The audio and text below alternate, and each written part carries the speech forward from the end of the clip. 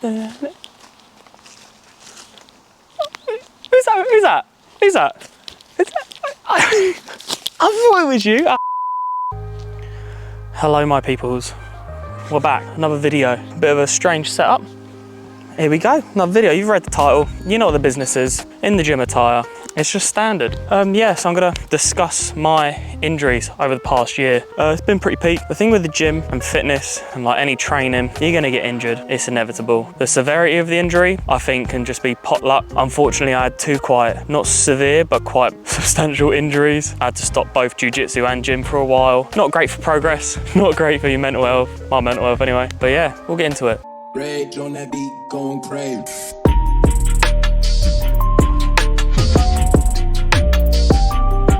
So the first injury, about last year, I'd say around August-ish, 2022. I did a session at jiu-jitsu on a Wednesday. Just doing fine, you know, just doing throws and that, hip throws, rice bowl throws, crab claw scissor, quite high impact stuff. And I think I just either didn't brace and land correctly or just pot luck. And yeah, my lower back started to really hurt to like just do this. It hurt to do.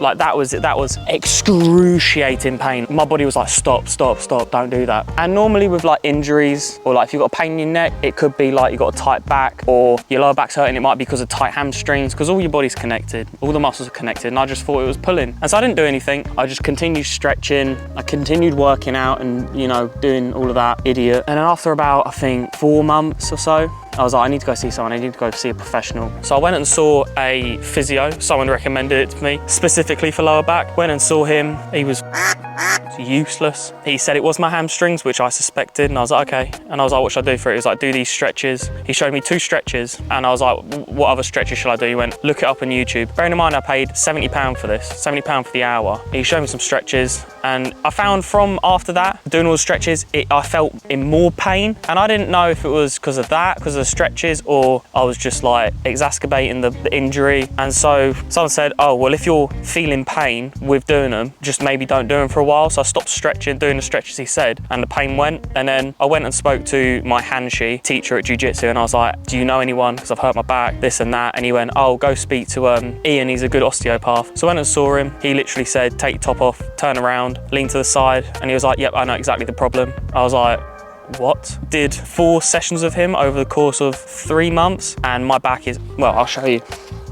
Look at that, that is absolute miracle worker. And now it's over a year on since the injury. I'm able to do jiu-jitsu and do the throws. I'm able to do leg day, which yeah, I didn't do legs for about 4 months. Like I didn't do it for ages. So it was just, I couldn't do anything. I couldn't even squat body weight. So I just cut it all out. Ian just sorted me out. He helped me so much. So grateful. And yeah, the funny thing is he said the exercises and stretches that physio gave me was making my back worse. My advice and like what I've got from this is make sure if you're seeing a professional that they've got good reviews and like they are like an accredited source, because some of these people, and I'm not trying to throw shade and like be like, oh, I'm on my high horse, but just from my experience, like some of these professionals are just dog shit. They don't know what they're on about. They're just mumblers, mate. Like he said to me, oh, just keep coming back every week and we'll just see how it progresses. I'm not paying like 200 odd quid a month. Like what? And then Ian, the osteo, he was like, oh, I did like the 3rd session. I was like, oh, when shall I come back? He was like, in like a month or 2. I mean, if you still feel pain, come back. If you don't feel any pain, you don't need to come back. That's what you need. The professionals who aren't rinsing you of money. So basically the injury was your vertebrae is supposed to have spaces in between it. And then when I landed, they got lodged together. And so that was just pulling on my muscle and causing a lot of aggravation and discomfort. It's all good now. Luckily, I was really scared I'd like really injured myself, because if you do your back in, you're done. Like your back's such a sensitive system if you're on your body. And if it's not like if you tear a muscle and you can like repair it and like all this, like you do a ligament and all that. If you damage your back significantly, that's not going to recover and re-heal. I don't really know a lot about backs, but I just know it's a bit like you just don't come back from it. So I'm very grateful and very blessed I didn't seriously injure myself. But that was the first injury. Second injury, back in November, the last Saturday of November, I went for my blue belt grading in jiu-jitsu, which is 3 away from black. It's about a 4.5 hour long grading, so it's quite strenuous. Like about 20 minutes into it, I went to do a move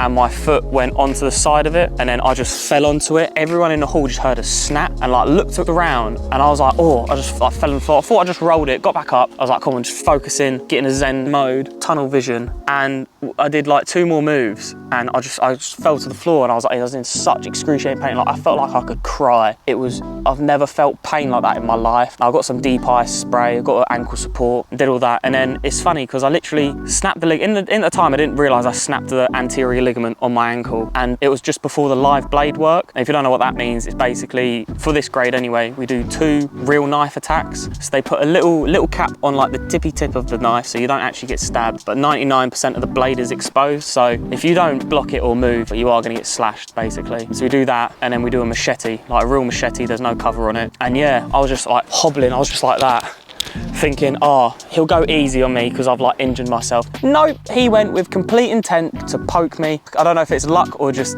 the training and skill, but I didn't get stabbed, thankfully. I did block it. But yeah, I did the injury and I just sat there and I was like, I could go home. Like, I'm in so much pain, I just want to go home. But I'd sacrificed going out with mates, just seeing people, just so much I'd sacrificed in my social life and like life in general for 6 months of training for this grading. And I was just like, I can't go home. I probably should have gone home because it was like quite a bad injury. It's quite serious, but I just stayed focused, didn't think about it. And yeah, in the end, I passed. I got 146, I think it was, 146, 147 out of 150. So it was all right. I think that is one of my like proudest achievements. I got a black belt in karate, but I think this was such a bigger achievement because I had so much mental challenge to overcome to push through that. It really shows that it's all mental, all of this. If you can really focus in, nothing can stop you. Do you know what I mean? So I got home, took some cocodamol or codeine, I don't know, whatever you get over the counter in Tesco. Had like 2 tablets of that, had a bit of alcohol, which you shouldn't do. And I didn't sleep at all that night. Like the whole left leg was just throbbing. It was in agony. It was in so much pain. I'm pretty sure I just cried that night. I'm pretty sure I just cried my eyes out. There's so much pain. I can't even articulate into words how excruciating the pain was. Yeah, it's 10 months on since that. It's a lot better. It's still a little bit twingy because obviously ligaments don't have any blood flow. So they take a lot more time to heal because you're not getting the nutrients and all of that to help heal it. Luckily, the osteo said you got 2 anterior ligaments on your ankle, and if you snap both, you got to get surgery. So as a 23-year-old hearing you've got a lower back injury and you might have to get surgery on your foot. I wasn't training, hearing that. I was in such a dark place mentally. I was like, I've sacrificed so much over the last 13 years for gym and martial arts for it to be like,